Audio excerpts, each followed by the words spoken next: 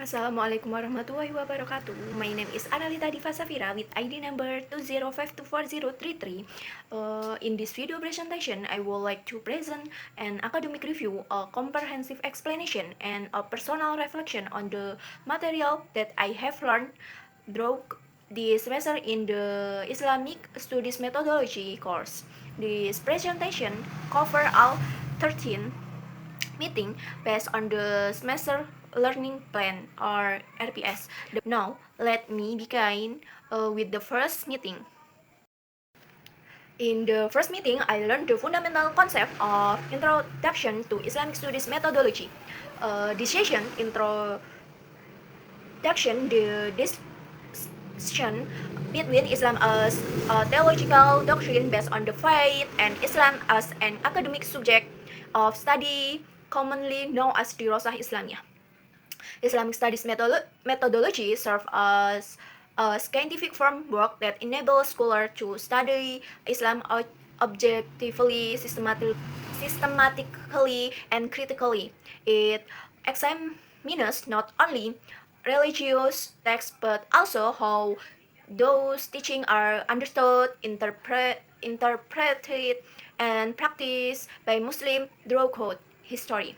Therefore, the scope of Islamic studies include both the normative teaching of divine revelation and the historical realities that shape Islamic civilization and religious institution. After understanding the epistemological foundation of Islamic studies as an academic discipline, the next topic explore how this field has developed throughout history in different parts of the world. In the second meeting, I study the history of Islamic study and its development across different civilizations. From a methodological perspective, Islamic studies has evolved through several important historical phases. It began during the classical Islamic period, when centers of learning such as Baghdad, Cairo, and Cordoba became major institutions for scientific and religious scholarship. Later, Islamic studies expanded beyond the Muslim world through the emergence of Orientalist scholarship and in Western universities. This meeting also emphasizes how political, social, and intellectual development influenced the growth of Islamic education from a traditional halakah learning circle to internationally recognized universities such as Al-Azhar University. The historical development of Islamic studies show that this discipline has continuously evolved. Before examining Islamic in greater detail, it is important to understand the fundamental role of religion in human life. And third meeting focus on the religion in human life from sociological and psychological perspective. Religion is understood as a system of belief, value, emotion, and ritual that shape human behavior and social life. I learned that religion fulfills both individual and social needs by providing meaning, purpose, and moral guidance and emotional stability. Religion also strengthens social solidarity, encourages ethical behavior, and helps individuals cope with life challenges, include suffering and death.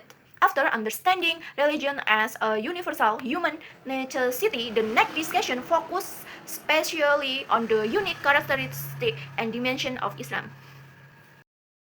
The fourth meeting discussed the characteristic and dimension of Islamic teaching. Islam is a revealed religion that possesses several distinctive characteristics, include the universality, rationality, flexibility, and strong commitment to human welfare.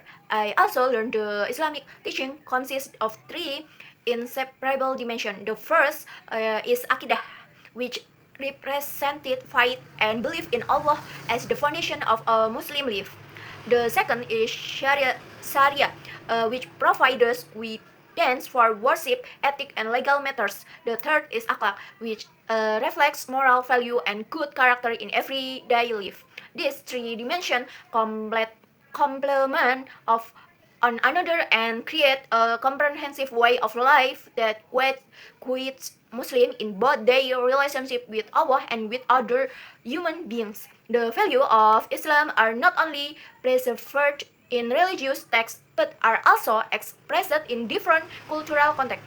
Therefore, the next meeting examines Islam as a cultural phenomenon. The fifth meeting explored Islam as a cultural phenomenon through an anthropological perspective. I learned to distinguish between normative Islam, which refers to the authentic teaching derived directly from the Quran and Hadith, and historical Islam, which refer to the way Islam teaching have interact with different society, culture, and historical circumstances. As Islam spread throughout the world, it encountered various local traditions and culture. This interaction produced diverse expression of Islamic culture without changing the fundamental principles of the religions. Examples include Islamic architecture, traditional celebrating such as sekaten in Java, Islamic art, and different style of Muslim clothing found in various countries. The diversity of Islam cultural expression encourage scholars to employ appropriate scientific approach when studying Islam. Therefore, the next meeting discuss the various methods used in Islamic studies. In the SIG meeting, I studied the various methods in Islamic studies. I learned that because religion is a complex subject, no single approach is sufficient to understand it comprehensively. Therefore, Islamic studies applies in the interdisciplinary method that complement one another.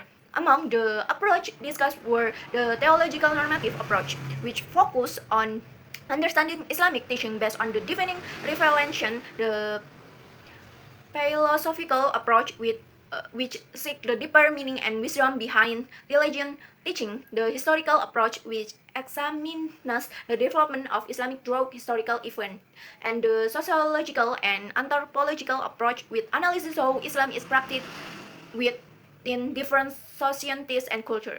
After learning the different methods used in Islamic studies, I was introduced to an important methodological distinction regarding the object of research itself. This became the focus on the seventh meeting. The seventh focus on the distinction between religion research and research on religion. Although these two concepts appear similar, they have different object and purpose of study. Religious research focuses on the normative aspect of religion. It examines sacred texts, religious doctrine, theological concept, and defining revelation in order to understand the original teaching and intention of Islam. In contrast, research on religion examines religion as a social and cultural phenomenon. It studies how people practice their religion, how religion communities interact within society, and how religion institutions influence social life. This type of research employs empirical method from the social sciences, include sociological, anthropological, psychological, and history. Understanding the distinction between these two forms of research helps researchers choose the most appropriate methodology according to the objectivities of their studies. After distinguishing between normative and empirical religion research, I continued by studying one of the most important methods for examining the primary source of Islam, namely the Quran. The eighth meeting introduced method of tafsir research, which examining the method used by scholars to interpret the Quran. I learned that Quranic interpretation has developed through several well-established approach. The first is the tahlilil method, which analyzes Quranic verses sequentially and in detail. The second is the ijmali method, which provides concise and general explanation of the verse. The third is the Mukaran method, which compares different interpretation of compare related Quranic verse. Finally, the Mawhui or thematic method get her verse related to a specific topic and study them a whole. After studying the methodology for interpreting the Quran, I continued with another essential course of Islamic teaching that requires a rigorous process of authentication, the Hadith.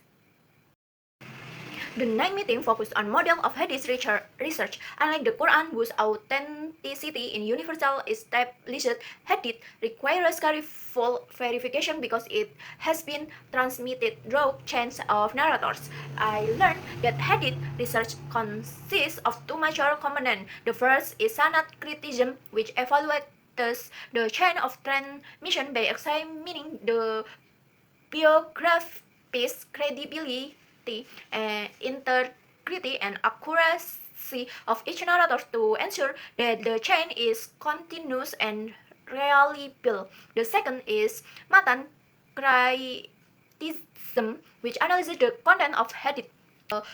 Hadith should not contradict the Quran. Authentic hadith sound reasoning or established historical facts. Through this method, scholars classify hadith into categories such as Sahih, Hasan, and Da'if according to their level of authenticity. This research method demonstrates the rigorous scholarly tradition that has preserved the authenticity of the Prophet Muhammad's teaching throughout Islamic history.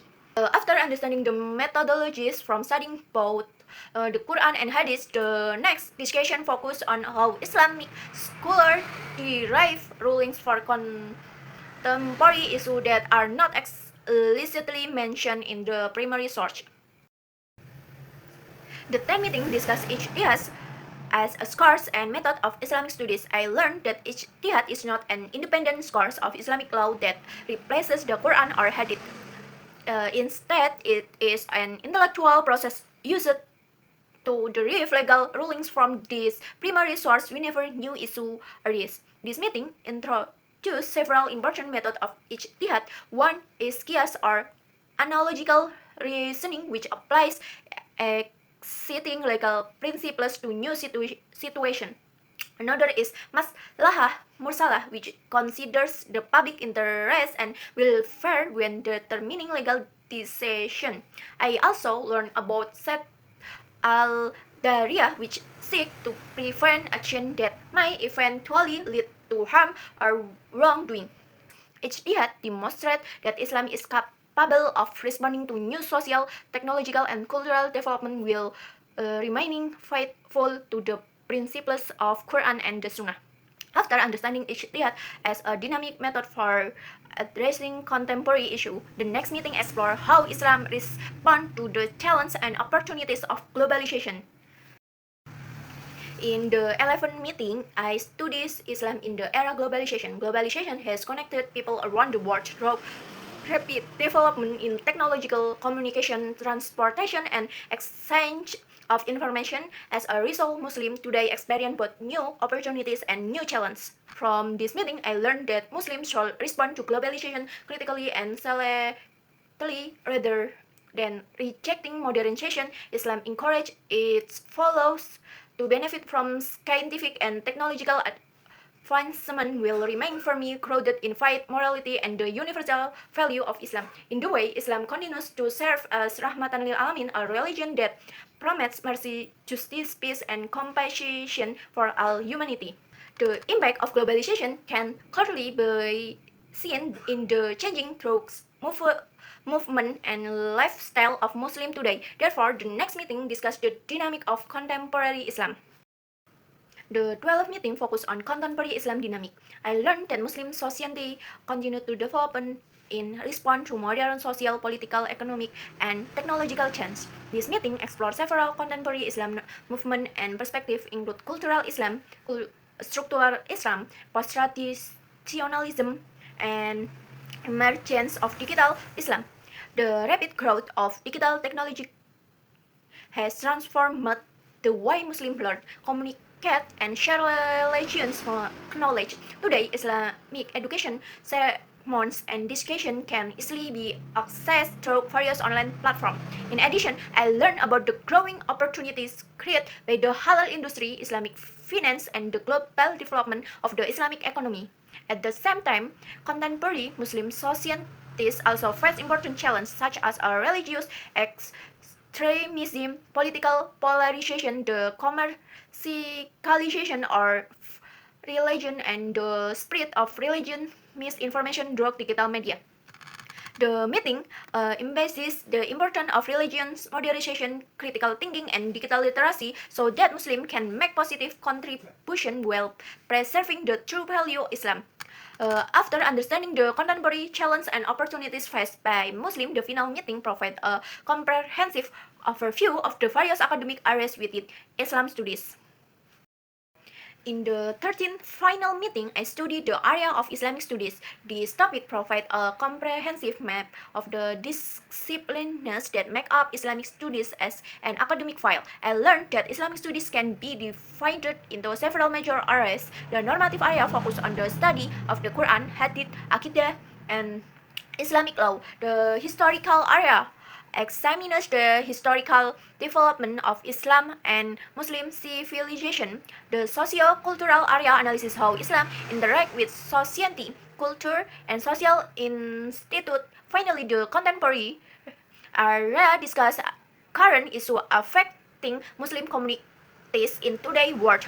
Overall, this final meeting helped me understand that Islamic study is a broad and dynamic discipline that continues to develop alongside change in society and civilization. In conclusion, this course has given me a comprehensive understanding of Islamic studies methodology, has helped me understand Islam through a critical academic and methodological approach as an English education student at UINK Haji Abdul Rahman Wain Pekalongan. I believe this knowledge will support me in becoming an educator with strong academic competence and Islamic value. In my opinion, Muslims should continue to develop knowledge and technology while maintaining faith, good character, and moderation. This balance is essential for facing future challenges wisely.